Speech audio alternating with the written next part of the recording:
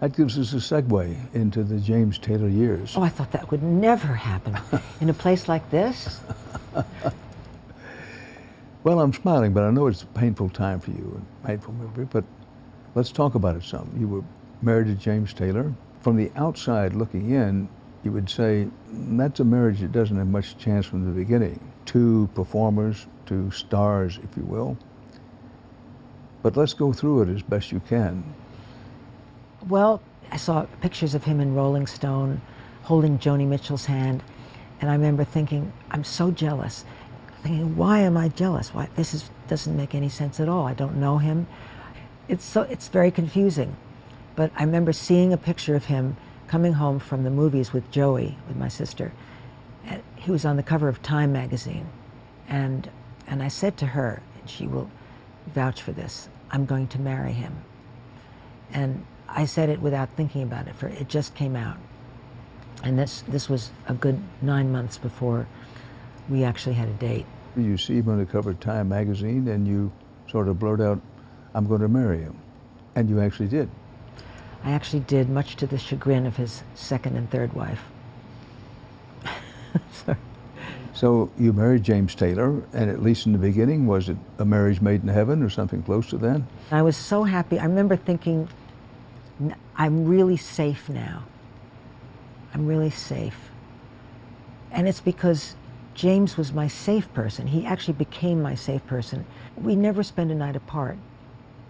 I mean, it took a while to get to that safe groove, because at first it was almost too much to imagine that I was married to this fantastic person who I would only get to know better and better and better over the years, and I couldn't wait. I couldn't wait to get to know him better and better. And little by little, the unknowables started to creep in and started to forecast something greater than I would know what to do with. He put it so well in one of his songs called, well, he says, angry man, hungry woman. And I was hungry for more intimacy, and he withdrew from my emotional power, which is strong. I have a strong power to connect with people. Can you feel that? I do. I mean, I think it's impossible to be in your presence and not feel that.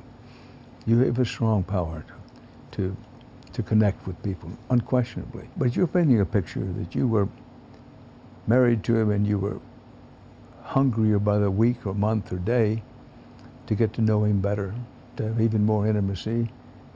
But he was the angry man, as he sang, and he began withdrawing. Well, there were times, and of course drugs had a lot to do with it. I'm not spilling the beans by saying that he was addicted to various drugs, I think heroin and cocaine and pot and alcohol. It was like a poly addiction, which, you know, there's a wonderful thing about Janis Joplin that said whenever she would get tired of heroin, she would switch over to bourbon, and whenever she was tired of bourbon, she'd go back to heroin. So it was, you know, drugs wear off, or their power wears off, and so you go to something else. I understand this disease. I understand it firsthand. I understand it second and third hand, and I've written about it. And I saw that when James was drunk, he was very, very loving. His guard would drop. And the other side of the coin was that he was very stiff and stern and cold and closed. And so how hard is it to stop wanting somebody to be close and warm and cozy, and yet that came with the price of alcohol. So here I was kind of saying, no, don't take that drink, take that drink. No, take that drink, don't take that drink. I couldn't have been a good person to get sober with because I needed his love so much in a way that I thought I needed it, in a way that was, you know, I was very selfish. Now you can call it selfish or you can call it required reading. I mean, whatever it was that I needed from a man, I needed from James. I'm pausing a long while here. Do you still love him? Absolutely. Did you think so? I thought so from reading the book. It's not a sad love. I mean, it's not, you know, sometimes it's critical and infuriating, but it's not sad. The thing that's infuriating is that because of the contrast of us and my yangness and his yinness, we can't blend in any way that either of us has thought how to do yet. What's the relationship with James Taylor now?